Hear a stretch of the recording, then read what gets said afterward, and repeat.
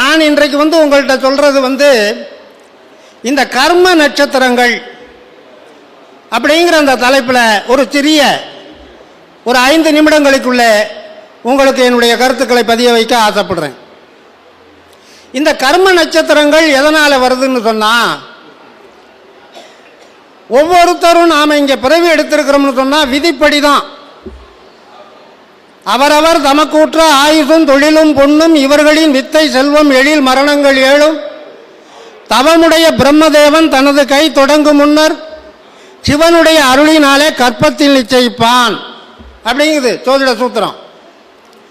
அப்போ நாம் இங்கே பிறவி எடுத்திருக்கிறோம். நாம் இந்த ஒவ்வொருத்தரும் ஒவ்வொரு துறையில் சாதிக்கிறோம்னு சொன்னால், இது ஏதோ நம்முடைய திறமை திடீர்னு இங்கே வளர்த்துக்கிட்டது அல்ல, நிர்ணயிக்கப்பட்டது.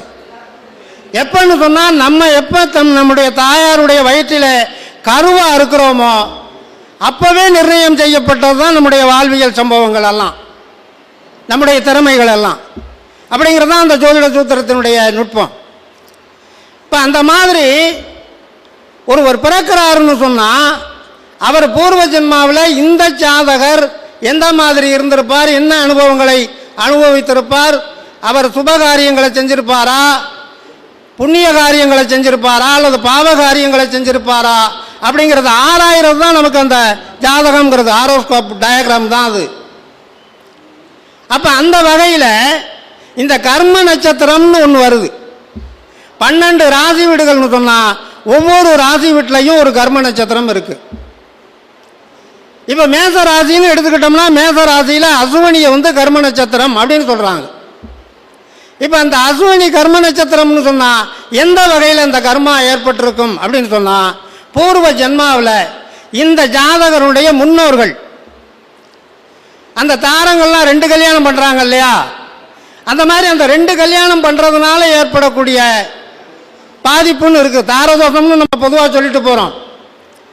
2 மனைவியை வைத்து வாழக்கூடியவர்கள் நிச்சயமாக சாபம் பெறுவார்கள் சொல்லுது ஜோதிட சூத்திரம் சொல்லுது. அப்படிப்பட்ட குடும்பத்திலே தான் பின்னால அசுவனி நட்சத்திரத்தில் ஒருத்தர் பிறப்பாங்க.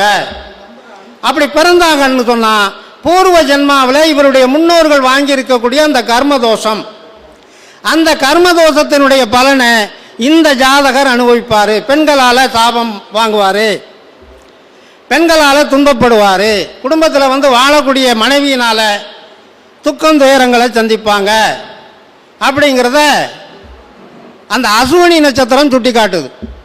இதில் இந்த அசுவனி நட்சத்திரத்தினுடைய 1ஆம் பாதம் கண்டாந்த நட்சத்திரமும் சொல்கிறோம் இல்லையா. கேதுவனுடைய நட்சத்திரத்தில் முதல் பாதங்களும், புதனுடைய நட்சத்திரங்களில் கடைசி பாதம் 4ஆம் பாதங்களும் கண்டாந்த நட்சத்திரம். அப்போ அந்த கண்டாந்த நட்சத்திரத்தில் ஒருத்தர் பிறந்திருந்தார்னு சொன்னால் அவர் நிறைய துன்பங்களை அனுபவிப்பார்னு வருது. அதே மாதிரி இந்த அசுவனி 1ஆம் பாதத்தில் பிறந்திருந்தா கண்டாந்த நட்சத்திர தோஷமும் உண்டு, கர்ம நட்சத்திர தோஷமும். அப்போ அந்த மாதிரி தோஷத்தில் பிறந்தவங்க விநாயகருக்கு அருகு சாத்தி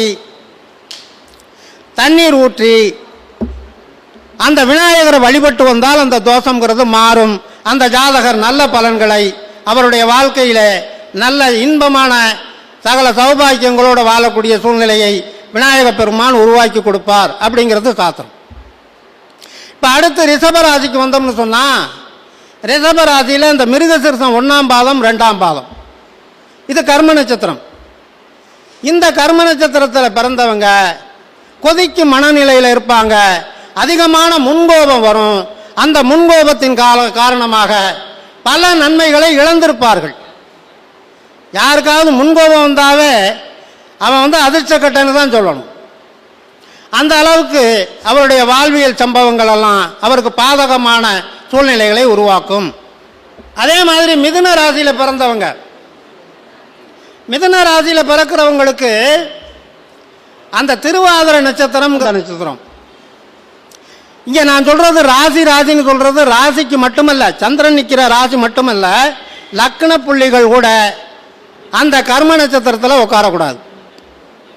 அப்படி கர்ம நட்சத்திரத்தில் உட்கார்ந்தா அது எதனுடைய பாதிப்புன்னு சொன்னால், இவருடைய பூர்வ ஜென்மா அல்லது இவருடைய முன்னோர்கள் அந்த துர்மரணம், அதாவது கொடுமைப்படுத்துறது, குடும்பத்துக்கு வந்த பெண்களை கொடுமைப்படுத்தி அவங்கள சாகிற அளவுக்கு கொண்டுகிட்டு போகிறது. அந்த மாதிரி கொண்டுகிட்டு போகிறதுனால ஏற்படக்கூடிய சாபதோஷம் பாவதோஷம் தான் அந்த குடும்பத்தில் திருவாதிரை நட்சத்திரத்தில் பிறப்பாங்க. அல்லது திருவாதிரை இது லக்னம் மிதுன லக்னமாக இருந்தால் அந்த திருவாதிரை நட்சத்திரத்தில் அந்த லக்ன புள்ளி விழுகும். இப்போ இவங்களும் சிவபெருமானை வழிபடலாம் ஒன்று.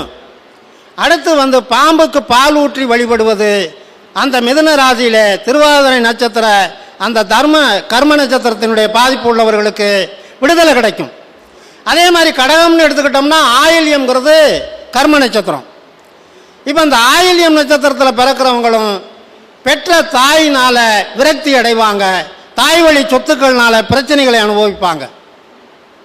அதே மாதிரி சிம்மத்துக்கு வந்தோம்னு சொன்னால் பூர நட்சத்திரம் கர்ம நட்சத்திரம். அப்போ அந்த பூர நட்சத்திரத்தில் பிறக்கிறவங்க அவங்களுக்கு நிலங்கள் சொத்து சுகங்கள் எல்லாம் அவருக்கு சுகப்படாது. அதே மாதிரி கன்னின்னு எடுத்துக்கிட்டோம்னா ஹஸ்தம்ங்கிற நட்சத்திரம் கர்ம நட்சத்திரம்னு சொல்லியிருக்காங்க. அது மிகுந்த பாதிப்பை, பெண்களுக்கு அதிகமான பாதிப்பை கொடுக்கும். அந்த கன்னி ராசியில் அந்த ஹஸ்த நட்சத்திரத்தில் சந்திரனும் இருக்கக்கூடாது, குருவும் இருக்கக்கூடாது. இது ரெண்டுமே இருந்தால் மிகுந்த தெய்வ குற்றம் ஏற்படும். தெய்வ சாபங்கள் வாங்கினதுனால அவங்க நிறைய பாதிப்படைவாங்க. அடுத்து நாம் துலாத்தில் சித்திரையினுடைய 3ஆம் பாதமும் 4ஆம் பாதம் கர்ம நட்சத்திரம். அப்போ அந்த நட்சத்திரத்தில் பிறக்கக்கூடியவர்கள் அல்லது துலா லக்னத்தில் அந்த நட்சத்திர சாரம் பெற்ற துலா லக்ன புள்ளி அமைந்தாலும் கூட அவர்கள் மிகுந்த துன்பங்களையும் துயரங்களையும் அனுபவிக்கிறார்கள். அடுத்து விருச்சகம்னு போகும்போது விருச்சகத்தில் அனுச நட்சத்திரம் கர்ம நட்சத்திரம். அந்த அனுச நட்சத்திரத்தில் பிறக்கிறவங்க தீ விபத்தினால பாதிப்பு, பொது சொத்துக்களை தீ வைத்ததனாலையும் பொதுமக்களினுடைய சொத்துக்களை தீ வைத்து அழித்ததனாலையும் அரசாங்க சொத்துக்களுக்கு தீ வைத்ததினாலும் ஏற்படக்கூடிய தோஷம். அது முன்னோர்கள் செஞ்சது. ஒருத்தர் அனுச நட்சத்திரத்தில் பிறக்கிறாருன்னு சொன்னால் அவங்களுடைய பூர்வ ஜென்மத்தில் அவங்களுடைய முன்னோர்கள் அந்த மாதிரி பொது சொத்தை சேதம் பண்ணியிருப்பாங்க, தீ வச்சிருப்பாங்க, அரசாங்க சொத்துக்களை தீ வச்சிருப்பாங்க. அதனால் ஏற்படக்கூடிய தோஷம் அது. இப்போ அந்த மாதிரி தோஷம் வாங்குறவங்க என்ன செய்யலாம்னு சொன்னால் அரசில் பணியாற்றக்கூடிய அரசு பணியாளர்களுக்கு அன்னதானம், அது வஸ்திரதானம் செஞ்சு அவங்களுடைய ஆசீர்வாதத்தை பெற்றால் அந்த தோஷங்கிறது அவங்கள பாதிக்காது. அதே மாதிரி இப்போ தனுசு வந்தோம்னு சொன்னால் அங்கே இருக்கக்கூடிய 3 நட்சத்திரமுமே கர்ம நட்சத்திரம். மூல நட்சத்திரமும் கர்ம நட்சத்திரம், பூராடம் நட்சத்திரமும் கர்ம நட்சத்திரம், உத்திராடத்தில் 1ஆம் பாதமும் கர்ம நட்சத்திரம். அவங்களும் அரசாங்கத்தில் நல்ல உயர்ந்த பதவிகளில் இருந்து வெகுஜன விரோதத்தை தேடுறது. ஒரு குடும்பத்துக்கு ஊரே சேர்ந்து சாபம் போட்டால் அது தனுசு ராசியில் பிறப்பாங்க, தனுசு லக்னத்தில் பிறப்பாங்க. அந்த 3 நட்சத்திரத்தில் எந்த பாதத்தில் பிறந்தாலும் கூட அவங்களுக்கு அந்த கர்ம நட்சத்திர பாதிப்புன்னு உண்டு. அவங்களுக்கு அரசாங்க வேலை கிடைக்காது, அரசாங்க உத்தியோகத்தினால பாதிப்புகளை அடைவாங்க, அரசாங்க உத்தியோகம் கிடைக்காது. எவ்வளவு படிச்சிருந்தாலும் அரசாங்க உத்தியோகத்துக்கு திணறக்கூடிய சூழ்நிலைகளை கொடுக்கும். அப்போ அந்த கர்ம நட்சத்திரத்துக்கும் அரசு பணியாளர்களுக்கு அவர்களுக்கு அன்னதானம், வஸ்திரதானம், சொர்ணதானம் என்று தானங்களை செய்த ஆசீர்வாதங்களை பெற்றால் அவர்களுடைய வாழ்க்கை உயர்ந்து நிற்கும். அடுத்து மகரத்துக்குன்னு ஒருத்தம்னு சொன்னால் அவிட்டத்தில் 1ஆம் பாதமும் 2ஆம் பாதமும் கர்ம நட்சத்திரம். இப்போ அவங்க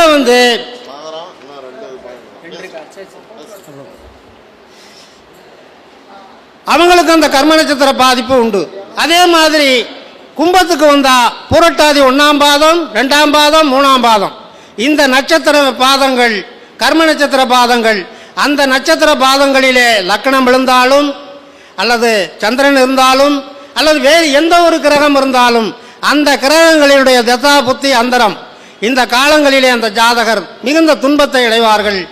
அதற்கான பரிகாரம் குலதெய்வ வழிபாட்டை மேற்கொள்ள வேண்டும். அடுத்தது மீனத்துக்குன்னு வந்தோம்னு சொன்னால் உத்திரட்டாதி நட்சத்திரம் கர்ம நட்சத்திரம். அந்த உத்திரட்டாதி நட்சத்திரத்தில் பிறந்தவர்களுக்கு கல்வி தடைப்படும், உத்தியோகம் கிடைக்காது. அந்த நட்சத்திர புள்ளியிலே எந்த கிரகம் நீக்கிறதோ அந்த கிரகத்தினுடைய காரகத்துவம் பாதகமாக நடக்கும்.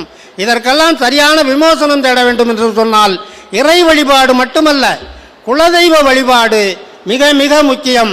அந்த மாதிரி குலதெய்வ வழிபாட்டிலே அந்த ஜாதகர்கள் தீவிரமாக கடைப்பிடித்து இறை நம்பிக்கை, இறை வழிபாடு, இறை அச்சம் என்கிற தத்துவத்தோடு வாழ்ந்தார்களானால் அவர்கள் வாழ்க்கை சிறக்கும் என்று சொல்லி எனக்கு இது நேரம் கிடைத்த வாய்ப்புக்கு நன்றியை சொல்லி இந்த அழைவோடு நிறைவு செய்கிறேன். நன்றி, வணக்கம்.